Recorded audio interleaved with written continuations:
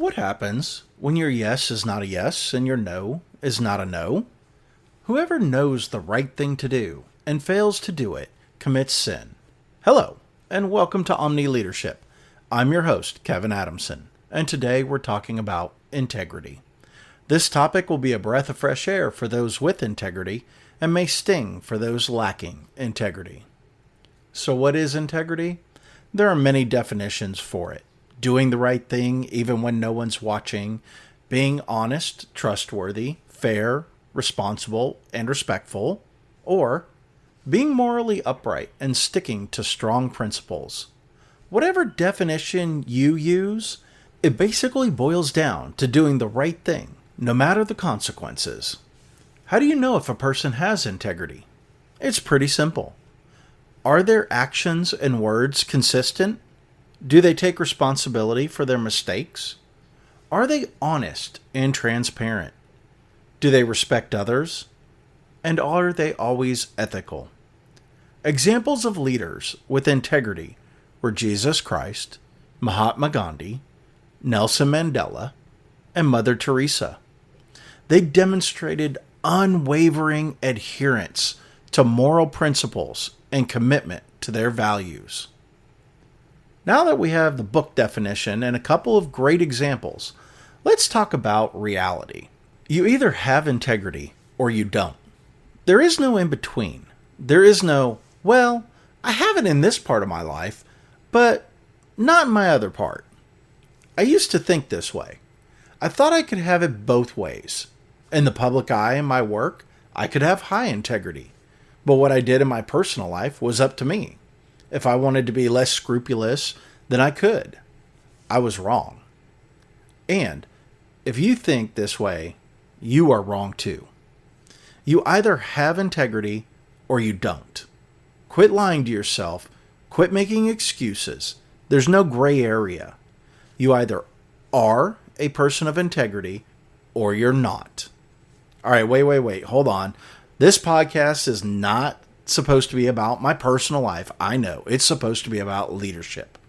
My friends, leadership exists in all aspects of your life. Remember our definition from episode 1? If not, re-listen to that episode. There's some good nuggets in there. A lot of us think that we can compartmentalize our thinking, decisions, and lives. Kind of like the squares in a waffle. Reality is, it all bleeds together, whether you think so or not. Here are a few examples. Cheating in school. Whether it's copying from another or using AI to do the work for you, a lack of integrity can lead to emotional stress and anxiety about getting caught. And when you get caught, if you don't own the problem and accept the consequences, you may be demotivated and consider quitting. Another example, taking shortcuts at work, making others look bad so that you look better, or lying about an expectation. I once knew a manager who conscientiously claimed her group was ahead of schedule on a project. When there was an organizational realignment, the new manager found that the team was actually behind. The former manager's credibility was lost, not only with her leaders, but also with her team and others in the company who found out about it. So why is integrity so critical to be a successful leader? If trust is the building block of leadership, then integrity is the foundation. I remember my first positive and negative leaders when I was in the Army. Now, I was very young and immature in the Army, but I was ambitious. My leader promised me a promotion if I completed an impossible task. I know you can't see the air quotes there, but just imagine them. Much to his surprise, I figured out how to do it. Weeks and months went by, but I was not sent to the promotion board. I asked him why, and he told me that promotion was not based on accomplishing a particular task, which, let's face it, that's true. But it's not what I was told by him previously. From that point on, I realized that he did not mean what he said and would change his mind to suit his purposes. His yes was not a yes, and his no was not a no. Contrast that with my positive example. This leader told me that he would always have my back. One day, I had made a mistake. Remember that great initiative, bad judgment? Well, here it was again. And a particular, not nice leader decided to take a piece out of me for it. As this person was not in my chain of command, my leader stepped in and promptly informed the other leader that if there was a problem, then he needed to talk to my leader, not to me. It is my leader's responsibility to praise or discipline my decisions and behaviors. At that point, I feel like I saw a glimpse of the final judgment when Jesus will step in and be the advocate for the faithful to the Father. Of these two leaders, it is easy to see why one built trust and the other did not. Do you see these types of leaders in your organization? I have several senior software engineers on my team. I hear from members of the team, if one of them says that they will help, they always do. Maybe not right then, but they always give a time frame and deliver on their promise. Another example comes from my big project that's going on right now. My senior leader, CIO level, said he would support my efforts when I pitched him the idea. Since then, he's texted me directly on several occasions to ask if I needed help from him or for him to unblock any problems. A final example is how a friend of mine in commercial sales was having an issue with his boss. He made an appointment and talked to his boss about the issue. The boss then made several promises for change and has since kept them. This has improved my friend's work environment and could lead to an increase in profits and efficiency. Integrity is the foundation and trust is the building blocks. Now that we understand the value of integrity, how does one fix their integrity problem? Well, first, reflect on your behavior and your promises. Do you tell people you will get something done, and when life and work get in the way, use that as an excuse? Are you the person who commits to completion by XYZ date, and then when there is extra to be done to accomplish it, comes back and says there wasn't enough time or continually needs extra days? Or do you make 10 phone calls, ask others for help, and put in the extra hours because you made the commitment?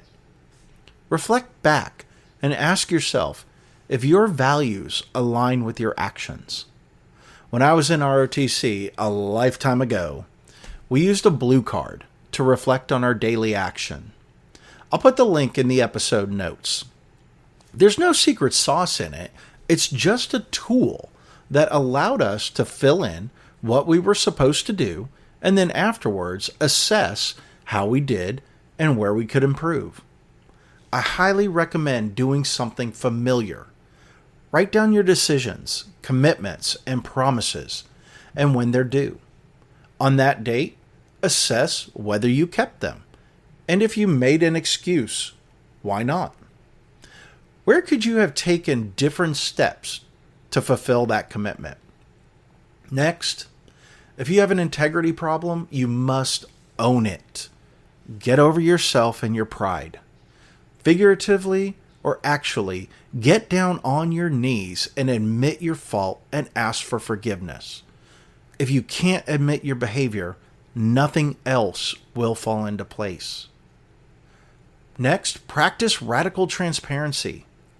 What would your life be like if you practiced radical transparency?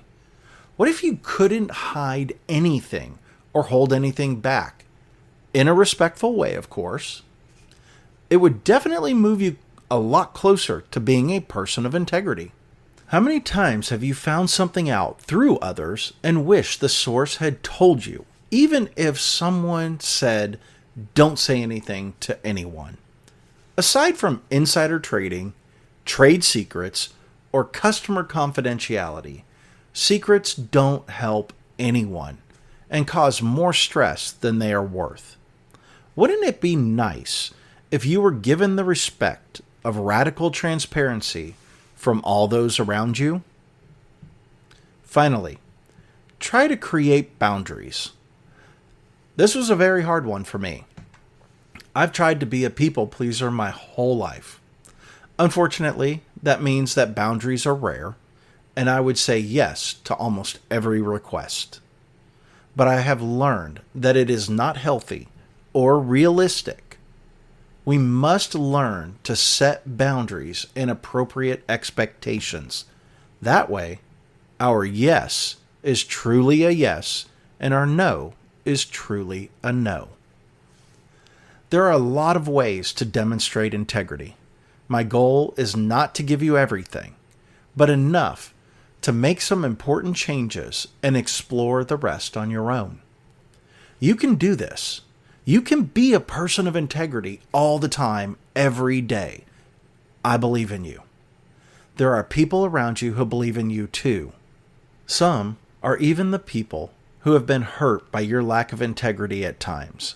Yes, some of them want to see you be the best version of yourself possible. All of us should take 2 minutes right now to ask ourselves, are we a person of integrity? If so, that's great. Keep up the good work.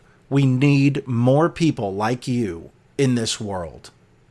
Hang on in difficult times and continue to be an example for others. If not, where are you falling short? Practice owning your mistakes and asking for forgiveness, radical transparency, and creating boundaries to start. Any of these 3 will alter your life, but all 3 will change yours and others' lives. I want to challenge you this week.